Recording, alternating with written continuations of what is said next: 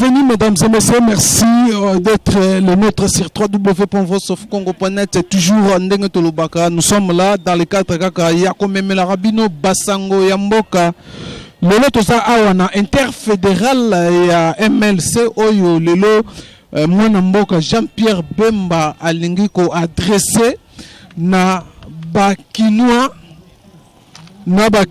surtout particulièrement ba militante na ba militant ya MLC oyo lelo après invalidation na na cour constitutionnelle alobi akoloba na ba militante na ba militant ya MLC aussi en général na ba kinois. Voilà la raison pour laquelle toza awa na interfédéral en face ya stade des martyrs oyo nazotika bino bolanda milulu ndenge za koleka champion de président de la République. Ouais, vive champion de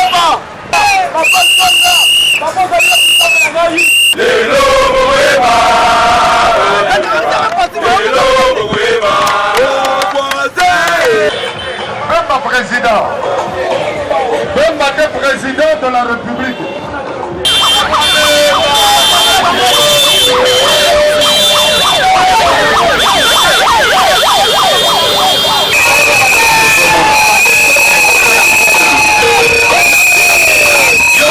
Jean-Pierre Bemba Azaï Moto Amato.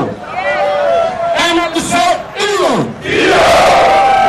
MLC Ilo. MLC Ilo.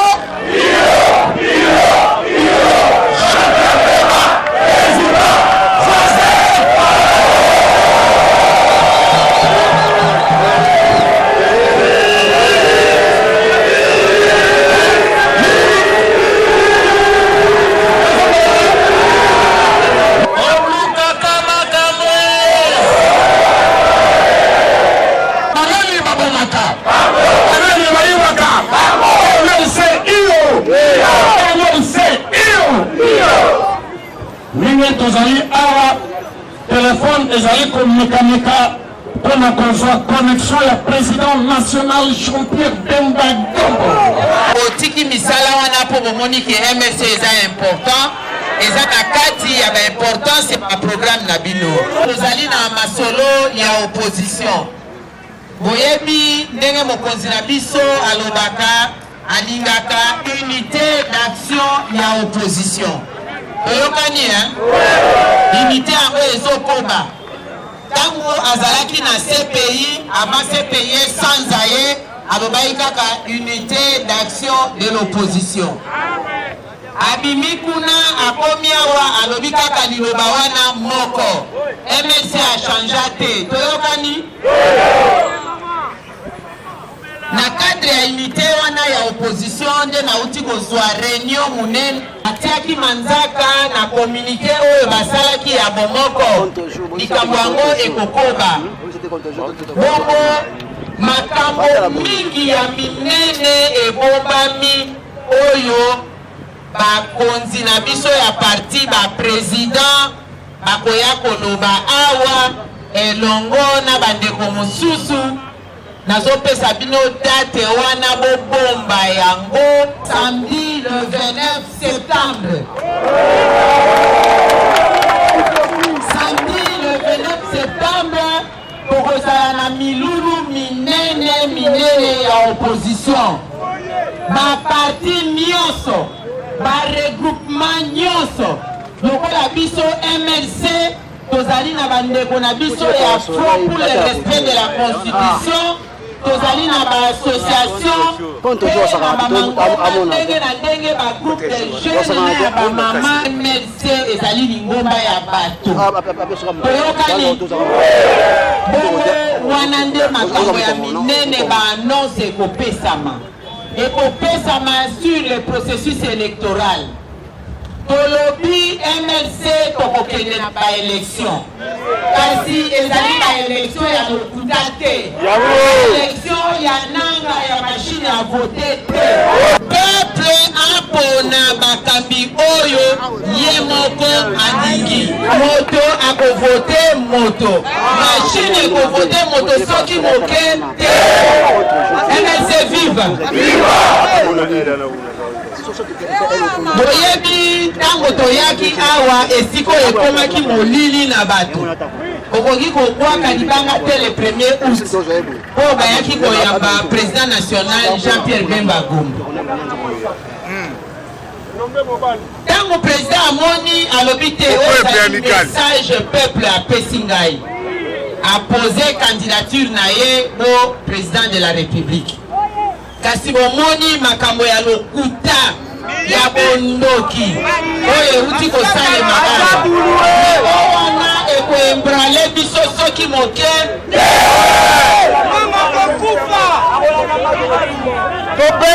tobelie toyebi biso tozali bato ya mibeko tolanda totosi mibeko totosi constitution totosi loi électorale. Soki otali na article 10 ya loi électorale président Nabiso a remplir ba condition nyonso. Soki otali na code pénal Nabiso a remplir ba condition nyonso. Azali pe na bolingo ya peuple pe aponi. Kasi batongolo miso na niveau ya seni to na niveau ya cour constitutionnelle bazo banga. Bobangi na bango ekomi kotinda bango même kobuka mibeko ya mboka. Kasi pona biso MLC tolobi boye mbula enoki likambo na biso ekoti mai kasi eziki moto toza na kati ya moto. Jean-Pierre Bemba Gombo azali pe awa na mboka oyo akokamba kokonza mboka.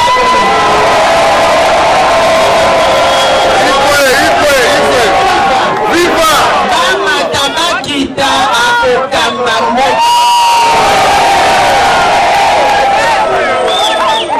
Yango wana nazongeli le 29 septembre bokoyoka makambo ya minene ya opposition kolinga mutu abetelo lisolo te kolinga televizio elakisa te po bango bazala na bato ya ngonga bakata bandambu basangisi ebongi oyoka mobimba toyokani le 29 septembre rendez-vous na biso tokopesa bino esika mais tolengeli ezala awa na espace oyo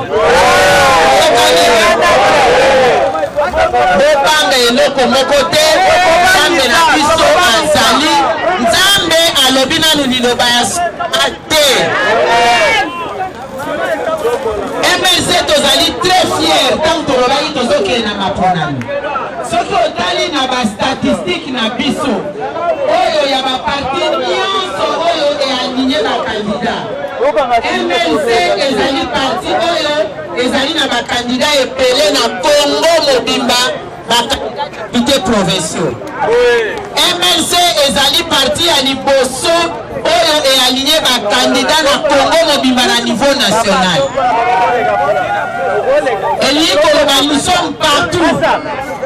Toyokani dongo na sukisi na koyebisa bino que le 29 septembre na beti sete le 17 septembre pe matoi na biso tolanda totia na télévision na radio mpona koyoka suite oyo ekouta na cour pénale internationale.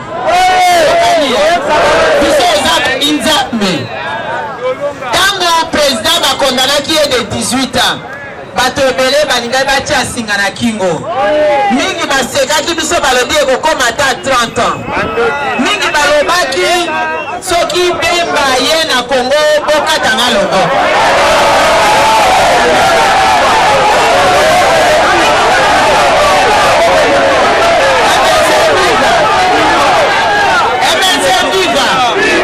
ekopesa mbela ye selo ndaye okoyoka na nsima ya mikolo bakokata ye loboko.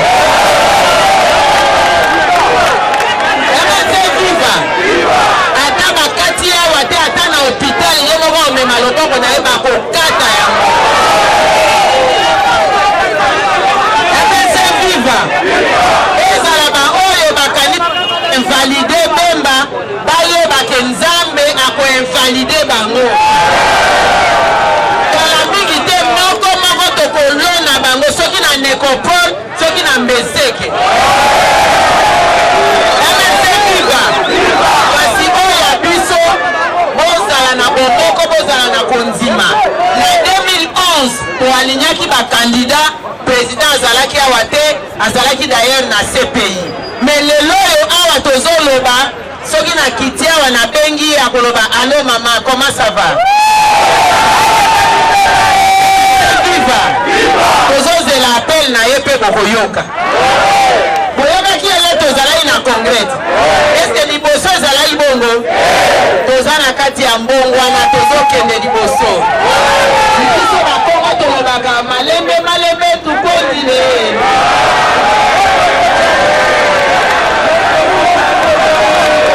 balobi malembe malembe tukondile yangalala eleki kokakisa sepela matine ya lelo ezali mpona tokutana ndenge président interfédéral ville province ya Kinshasa a organisé yango mpona koyebisa biso d'abord un première âme oyo apesi liboso eza mpona fourmi abi fourmi unité bomoko fourmi atongaka mboka fourmi atambolaka elongo fourmi azala moto ya désordre te fourmi azali ndenge mpona kokamba mboka kozala liboke après mpona mwana mboka Jean Pierre Bemba Gombo ndenge bato ya motema likundu boye bango ndenge ba invalidé candidature ya mwana mboka comme candidat présidentiel. Alors pour na biso toyeba yango déjà, c'est pour cela que moi nanga président ya Seni asali bozo banaye. Alors mwana mboka tolandi ba procédure normale to comme juste na cour constitutionnelle kaka pona ko remplir formalité ndenge zalaka mais toyebaki déjà bozo bana bango ba kosala ndenge wana nyoso wana ezali autour ya kobanga candidature ya mwana mboka Jean Pierre Bemba Gombo comme candidat présidentiel pour bayebi que moto ko faire face na ye azali te.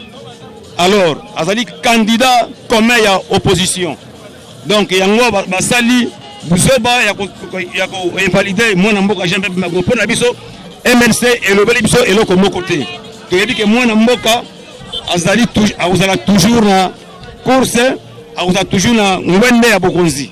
Donc oyo kangami liboke na nkolo jamais moto mokili okoki kolongola yango na kansi bino moko ba population ba monaki oyo esalamaki na aéroport international ya Njili toyambaki mwana mboka Jean Pierre Bemba Gombo ba moni ba insigne nini oyo esalamaki. MLC ezali parti moko ya divergence te ezali parti ya boyoka to fourmi tozali liboke moko bolandaka signe na biso oyo batia na drapeau ezali fourmi. Donc il n'y a pas de divergence. Tous à la bomoko, si un problème, tu vas vendre entre nous, tu vas solo là. Alors, vous avez un bobangité, pour na bande quoi, amité na mabeba, invalidé candidature à mon amboka Jean Pierre Bemba Gombo comme président ya Seni Nanga, na bande quoi cour constitutionnelle.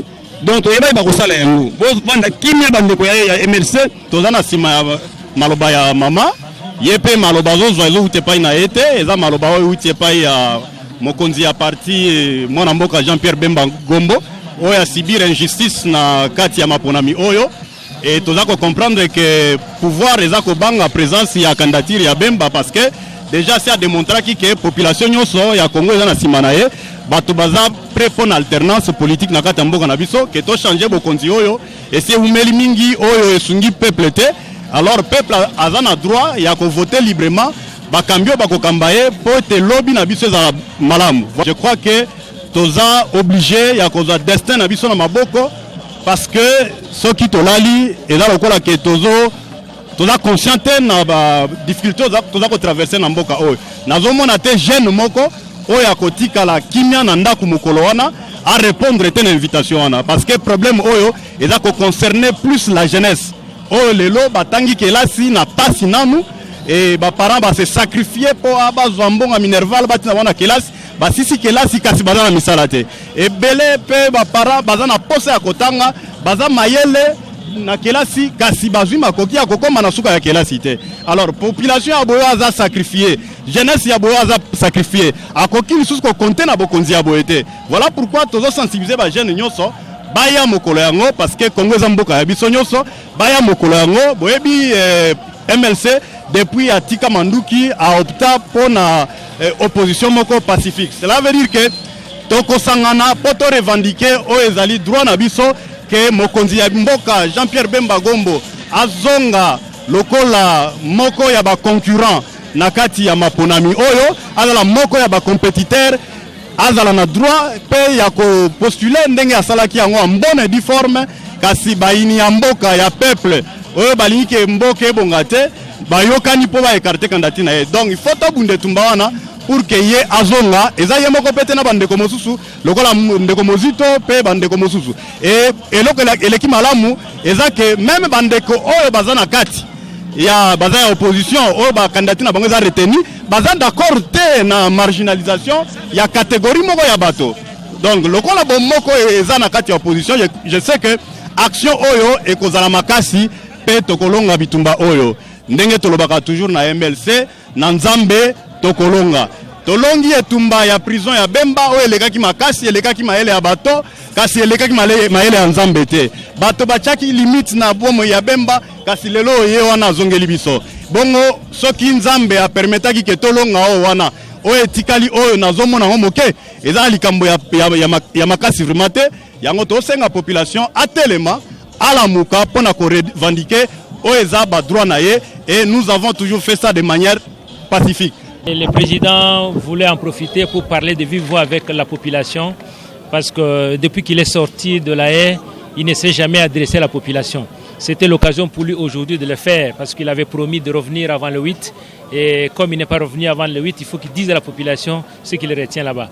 Que malheureusement sur le plan technique ça n'a pas marché, c'est comme ça que nous avons arrêté mais nous pensons que très prochainement ou dans les heures qui suivent, si les réseaux se rétablissaient et qu'ils nous appelaient, nous allons enregistrer la communication et nous allons la faire passer sur nos chaînes.